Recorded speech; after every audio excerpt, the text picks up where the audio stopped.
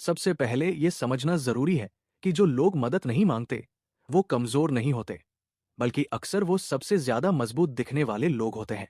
वो वही लोग होते हैं जो हर किसी की तकलीफ सुनते हैं, हर किसी के लिए हाजिर रहते हैं, हर किसी की जिंदगी में एक मजबूत सहारे की तरह खड़े रहते हैं। लेकिन जब खुद की बारी आती है तो वो एक दीवार खड़ी कर लेते हैं। और उस दीवार के पीछे क्या है, यही आज हम समझेंगे। साइकोलॉजी में इसे सेल्फ रिलायंस पैटर्न कहते हैं। ये वो स्वभाव है जहां एक इंसान खुद को इस तरह ढाल लेता है कि उसे किसी की जरूरत नहीं है। लेकिन ये स्वभाव अचानक नहीं बनता। ये बनता है उन सब पलों से जो इस इंसान ने अपनी जिंदगी में झेले हैं।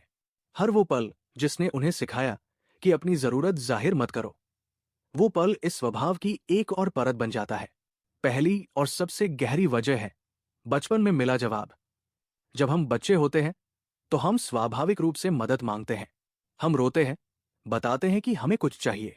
लेकिन अगर उस वक्त हमें यह सुनाई दिया, रोना बंद करो, इतनी छोटी बात पर कोई नहीं रोता, तुम बड़े हो गए हो, खुद संभालो, तो हमारा दिमाग एक सबक सीख लेता है।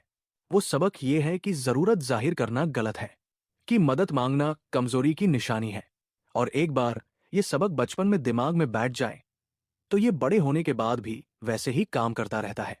वो बच्चा बड़ा होकर एक ऐसा इंसान बन जाता है जो हर चीज अकेले संभालने की कोशिश करता है, चाहे वो हालात कितने भी भारी क्यों न हो। साइकोलॉजी में इसे इमोशनल सप्रेशन कहते हैं। यानी वो इंसान अपनी भावनाओं को इतने गहरे दबा देता है कि एक वक्त के बाद उसे खुद भी नहीं पता रहता कि वो अंदर से टूटा हुआ है। दूसरी बड़ी वजह है पुराना धोखा। कई लोगों ने जिंदगी में एक या दो बार मदद मांगी थी। उन्होंने किसी पर यकीन किया था और उस यकीन को तोड़ा गया। या तो उनकी बात को गंभीरता से नहीं लिया गया, या उन्हें परखा गया, या जिससे उन्होंने मदद मांगी उसने उनकी कमजोरी का फायदा उठाया। उस एक पल ने उनके अंदर यह फैसला पक्का कर दिया, अब कभी नहीं मांगूंगा। और यह फैसला इतना गहरा हो जाता है कि वो इंसान खुद भी ये नहीं जानता कि यह फैसला उसने कब और क्यों लिया था।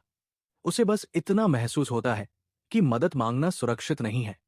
साइकोलॉजी में इसे बिट्रेयल ट्रॉमा कहते हैं, जहां यकीन टूटने का दर्द इतना गहरा होता है कि इंसान दोबारा उस रास्ते पर जाने से डरने लगता है।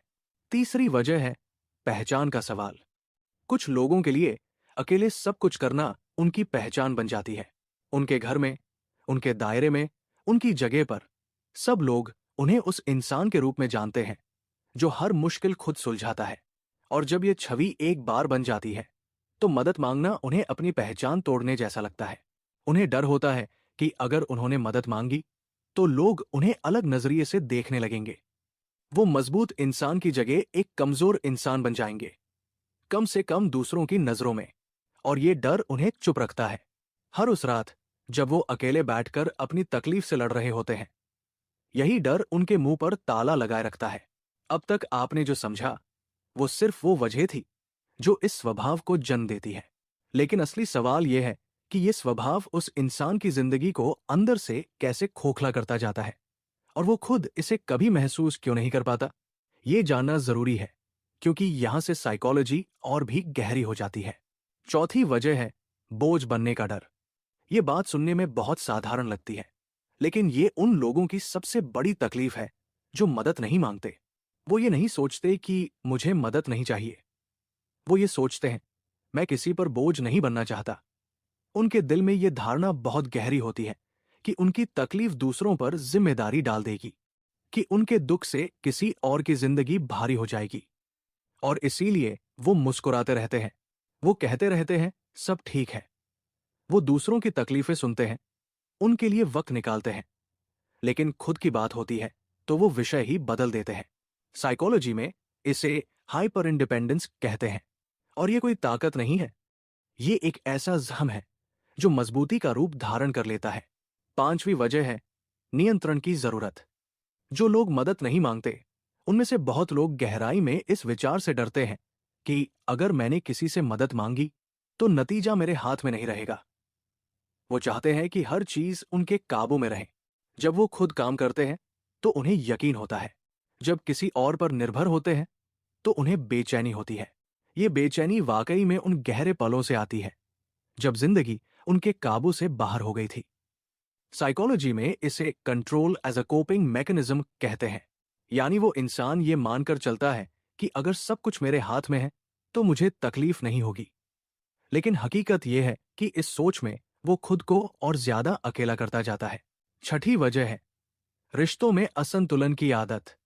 जो लोग मदद नहीं मांगते वो अक्सर ऐसे रिश्तों में रहते हैं जहां वो हमेशा देने वाले होते हैं। वो वही होते हैं जो हर किसी के लिए मौजूद है, हर किसी की जरूरत पूरी करते हैं। लेकिन जब उनकी बारी आती है तो वो खुद पीछे हट जाते हैं, क्योंकि उन्हें लेना नहीं आता, उन्हें सिर्फ देना सिखाया गया है। और यही असंतुलन धीरे धीरे उन्हें थका देता है। वो थकते हैं लेकिन बताते नहीं, वो टूटते हैं लेकिन दिखाते नहीं। और एक दिन वो या तो पूरी तरह रिश्तों से दूर हो जाते हैं या इतने अकेले हो जाते हैं कि बाहर से उनकी जिंदगी बिल्कुल ठीक लगती है और अंदर से वो खाली होते हैं। यहां एक बहुत जरूरी बात समझनी है। जो लोग मदद नहीं मांगते उनके बारे में अक्सर ये सोच लिया जाता है कि वो बहुत मजबूत है, उन्हें कुछ नहीं होता। लेकिन सच ये है कि वो थके हुए होते हैं। वो उस इंसान की तरह होते हैं जो बहुत भारी बोझ उठाकर बहुत दूर तक चल चुका है और उसे रुकने की जगह नहीं मिली। उनकी जरूरत यह नहीं है कि कोई उनसे कहे तुम मजबूत हो। उनकी जरूरत यह है कि कोई उनसे पूछे तुम सच में कैसे हो। और जब तक वो खुद ये नहीं सीखते कि जरूरत जाहिर करना कमजोरी नहीं है, वो इसी थकान के साथ जीते रहते हैं। साइकोलॉजी कहती है इंसान अकेला नहीं बनता, उसे अकेला बनाया जाता है। उन पलों से, उन जवाबों से, उन चोटों से जो उसने तब झेली जब वो सबसे ज्यादा जरूरतमंद था। और जो लोग आज मदद नहीं मांग सकते वो दरअसल वो लोग हैं जिन्होंने सबसे ज्यादा तकलीफ अकेले झेली है। अगर आप ऐसे हैं तो ये जानिए कि मदद मांगना कमजोरी नहीं है, ये उस इंसान की सबसे बड़ी हिम्मत है जो ये मान लेता है कि वो भी इंसान है और इंसान को इंसान की जरूरत होती है। और अगर आपकी जिंदगी में कोई ऐसा इंसान है तो उसे जज मत करिए, उसके पास जाइए, उससे पूछिए, क्योंकि वो आपका इंतजार नहीं कर रहा, लेकिन शायद उसे आपकी सबसे ज्यादा जरूरत है। अगर ये वीडियो आपको अपने किसी करीबी की याद दिला गई तो नीचे कमेंट करिए। और अगर ये बात आपने खुद अपने अंदर महसूस की तो भी जरूर बताइए, क्योंकि यहां कोई जज नहीं करेगा। इस वीडियो को लाइक करिए ताकि ये बात उन लोगों तक पहुंचे जिन्हें इसकी सबसे ज्यादा जरूरत है। और इस चैनल को सब्सक्राइब करिए, क्योंकि यहां हर हफ्ते ऐसी साइकोलॉजी आती है जो आपकी जिंदगी को थोड़ा और समझने में मदद करती है।